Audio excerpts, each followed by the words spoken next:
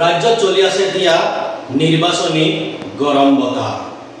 উজনি মধ্য অসমৰ পিছত এইবাৰ নিৰ্বাচনী প্ৰচাৰত তুংগত উঠিছে নামনি অসম। আৰু নামনি অসমৰ বিভিন্ন ৰাজনৈতিক দলে ইতিমধ্যে ব্যাপক প্ৰচাৰ আৰম্ভ কৰিছে। পিছ পৰি থকা নাই CPIM দলৰ প্ৰাৰ্থী মনোৰঞ্জন তালুকদাৰ। বৰপেটা লোকসভা সমষ্টিৰ CPIM দলৰ মনোনীত প্ৰাৰ্থী মনোৰঞ্জন তালুকদাৰে আজি বালাপাৰাত এক নিৰ্বাচনী জনসভাৰ আয়োজন কৰে। আৰু এই নিৰ্বাচনী জনসভাত CPIM দলৰ নেতাগৰাকীয়ে শাসক দলৰ প্ৰাৰ্থী ফণীভূষণ চৌধুৰীৰ লগতে কংগ্ৰেছ দলৰ প্ৰাৰ্থী দীপবায়নকো তীব্ৰ ভাষাৰে আক্ৰমণ কৰা দেখা যায়। বজালী জিলাৰ বালাপাৰাত CPIM দলৰ প্ৰাৰ্থী মনোৰঞ্জন তালুকদাৰে কৰা কিছু মন্তব্য আমাৰ হাতত আছে।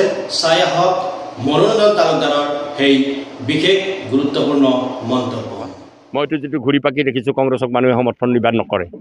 জোৰ জবস্তি কৰি বাছ টাছ দি হ'লে কেইটামান মানুহ আনিব পাৰে। কংগ্ৰেছটো এতিয়া কমপ্লিটলি ভাৰতীয় জনতা পাৰ্টীৰ ডেমি কেণ্ডিডেট বুলি বৰপেটা লোকসভা সমষ্টিৰ মানুহে গম পাইছে। কংগ্ৰেছে নামিছে, নামিবতো লাগিব, বহুতৰ ছিটটো ৰক্ষা কৰাৰ তাগিদাত নামিছে।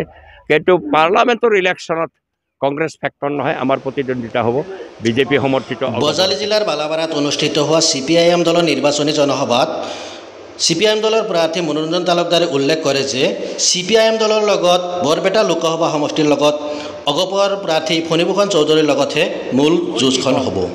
এইটো ৰাইজে বিচাৰ কৰিব।